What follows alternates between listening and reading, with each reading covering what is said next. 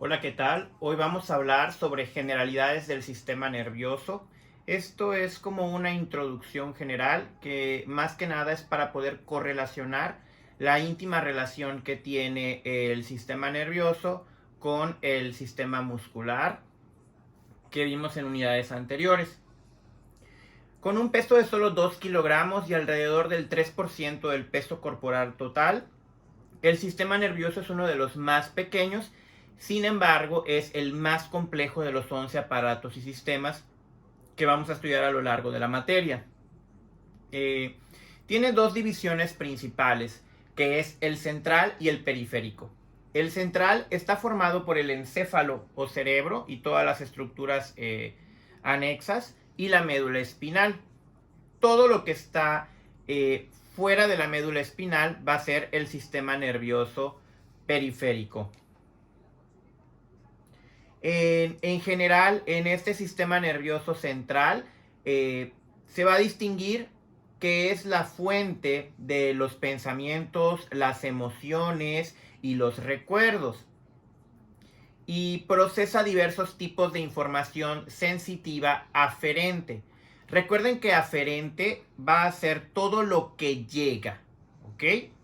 Mientras que eferente es toda respuesta que se da. Vamos a hablar mucho sobre lo que es sensitivo y lo que es motor. Sensitivo es, pues como la palabra lo dice, una sensación que se percibe como calor, presión, temperatura, eh, texturas, etcétera. Y está relacionado también con los 5 sentidos, pero eso se va a ver específicamente en otras unidades. Y motor, pues son obviamente los movimientos que se producen cuando un impulso nervioso genera una respuesta en una placa muscular. El sistema nervioso periférico incluye estructuras como los nervios, los ganglios, los plexos entéricos y los receptores sensoriales. Un nervio, tal y como nosotros lo conocemos, es un haz de axones que se encuentran por fuera del encéfalo y la médula espinal. 12 pares de nervios craneales emergen del encéfalo y 31 pares de nervios espinales, refiriéndonos a la médula espinal, emergen de ella. Cada nervio sigue un camino definido e inerva una región específica del cuerpo. Esto es en cuanto a nervios que podríamos compararlos como una especie de cuerdas o cables que salen directamente del tronco, que vendría a ser el encéfalo y la médula espinal. Ahora bien, los ganglios son pequeñas masas de tejido nervioso constituida por los cuerpos celulares de las neuronas. Esto recuerden que el cuerpo celular se conoce como soma. Y recuerden que las neuronas es la célula del sistema nervioso. Los ganglios también se encuentran fuera del sistema nervioso central y están íntimamente asociados a los nervios craneales y espinales. Los plexos entéricos, en cambio, son redes extensas de neuronas localizadas en las paredes de los órganos del tubo digestivo. Prácticamente la función es similar a la que se produce en otros órganos, pero sí es como que específica y es muy distintiva las que se encuentran en el tubo digestivo, por eso se estudian aparte como sistema nervioso entérico. De ahí los receptores sensoriales van a ser las estructuras del sistema nervioso que controlan los cambios en el medio ambiente externo e interno. Recuerden que un receptor va a ser una estructura que va a recibir una señal, ¿ok? Y son sensoriales, pues porque vamos a recibir cambios en el medio, ya sea externo o interno. Por ejemplo, serían los receptores del tacto en la piel, los fotorreceptores de los ojos, los receptores olfatorios de la nariz, entre otros. Ahora bien, el sistema nervioso periférico puede ser también subdividido en somático. Recuerden que soma es cuerpo y generalmente esta va a tener su función con el músculo esquelético. Mientras que el sistema nervioso autónomo es el que a su vez vamos a dividir en simpático y parasimpático. Y el sistema nervioso entérico. Entonces, estos tres también son parte del sistema nervioso periférico. Les repito, es el somático, el autónomo y el entérico. El somático, como les decía, va a contener neuronas motoras que conducen impulsos desde el sistema nervioso central hacia los músculos esqueléticos solamente. ¿Ok? Y la acción de esta región es voluntaria, es decir, nosotros ejercemos conscientemente sobre esta respuesta. El sistema nervioso autónomo, en cambio, va a tener la característica que las neuronas motoras conducen los impulsos nerviosos desde el sistema nervioso central hacia el músculo liso, músculo cardíaco y glándulas, es decir, que su acción es involuntaria. Y además, el sistema nervioso autónomo va a tener otra subdivisión, la simpática y la parasimpática. Esto ahorita les voy a explicar un poquito más sobre ellos. Hasta ahorita es importante conocer que en general las neuronas simpáticas están relacionadas con la huida, ¿ok? Nos preparan para el estrés.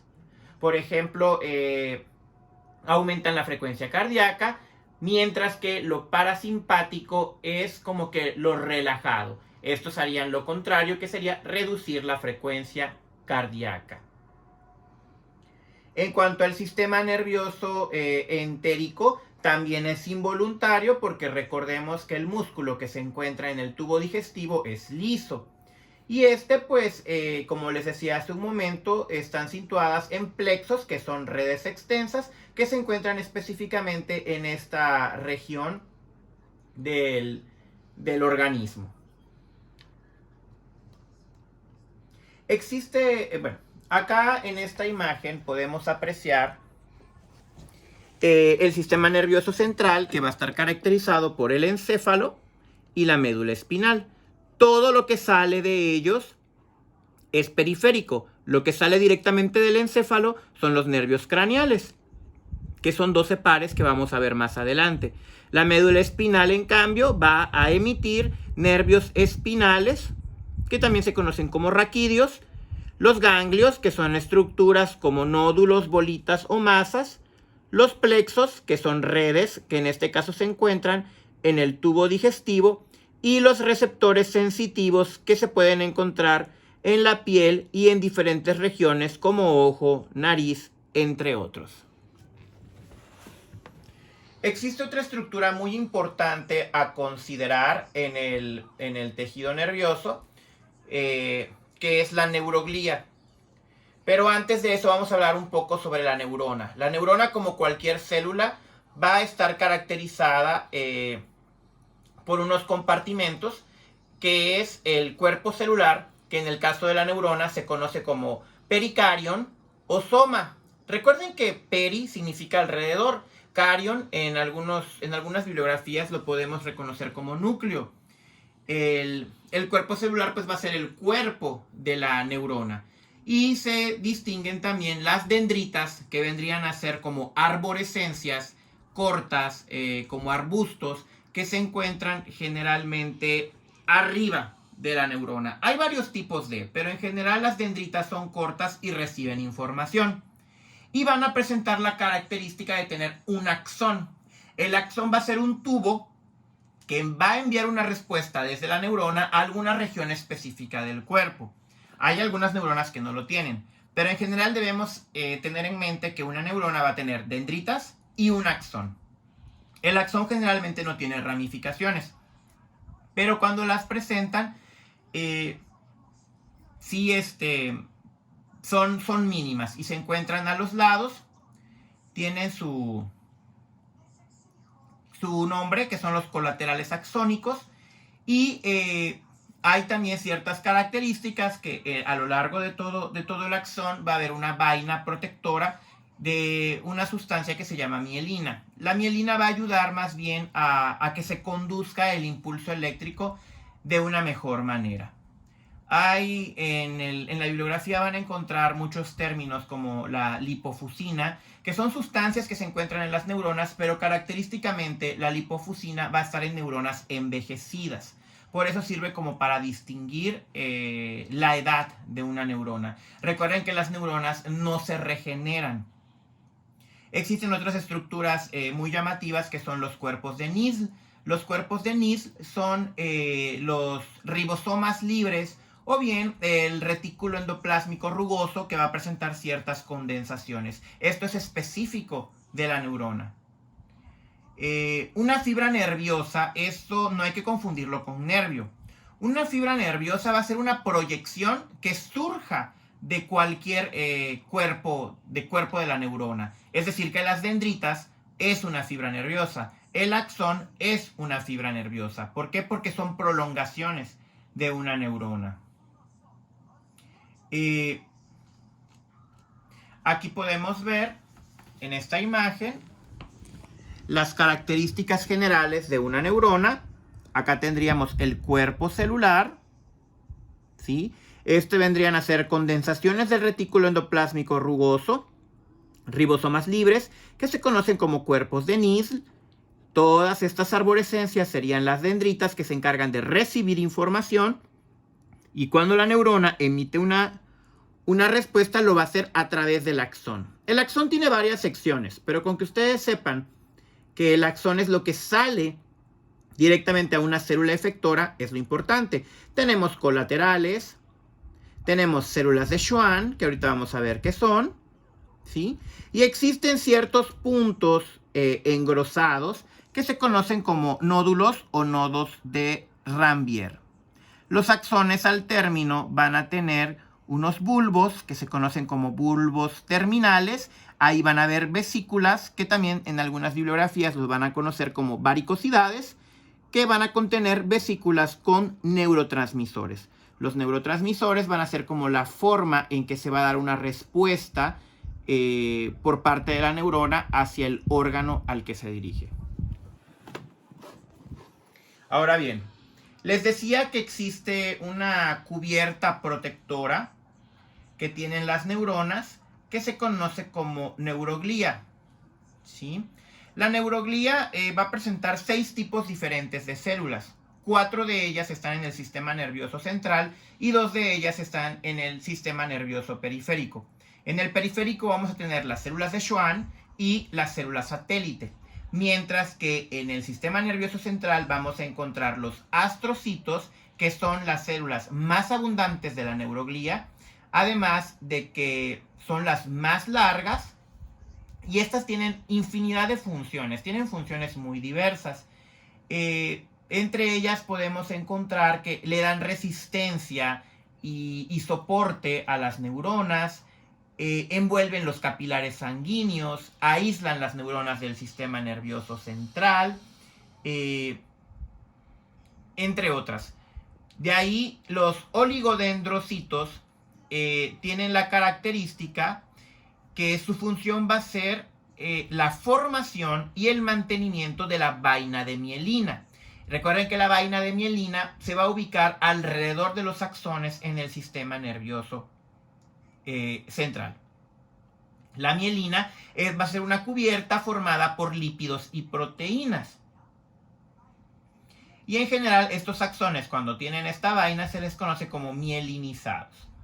La microglía es el tercer tipo de células que se encuentran en la neuroglía del sistema nervioso central, y esta va a cumplir con funciones fagocíticas. Recuerden que fagocítico viene de fagos, comer, y realmente lo que hacen es eliminar los detritos celulares y fagocitan microorganismos y tejido nervioso dañado.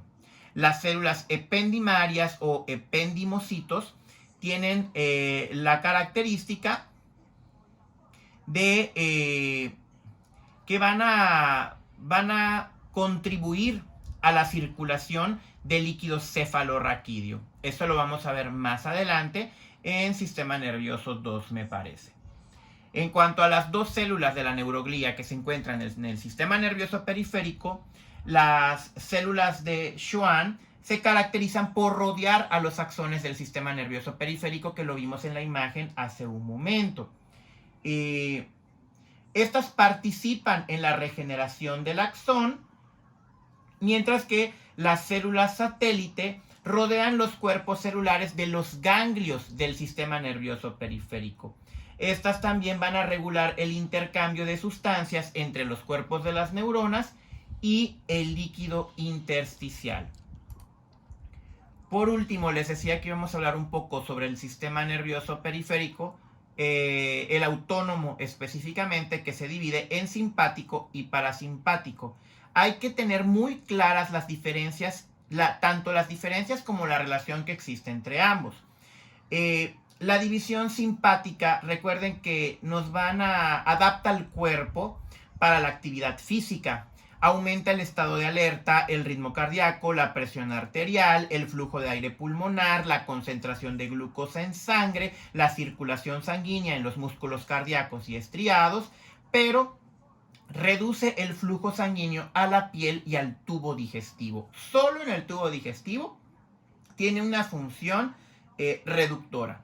En cambio, la división parasimpática, les decía que es un efecto tranquilizante. Hace todo lo contrario que el simpático.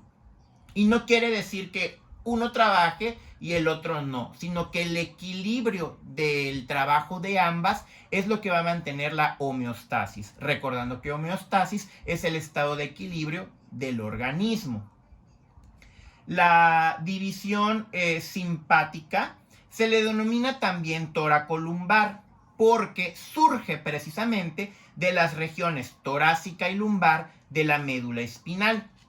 Tiene la característica, de hecho, la forma de actuar del sistema nervioso autónomo, prácticamente vamos a reconocer que hay una fibra preganglionar, hay una estructura intermedia, que es un ganglio, y una fibra postganglionar, que va a llegar hasta su órgano que va a hacer el efecto, ¿ok? La característica de la división simpática es que las fibras preganglionares son cortas, mientras que las postganglionares son largas. En la división parasimpática es al revés. Las fibras preganglionares son muy largas y las postganglionares son cortas. La división parasimpática se conoce como craneosacra.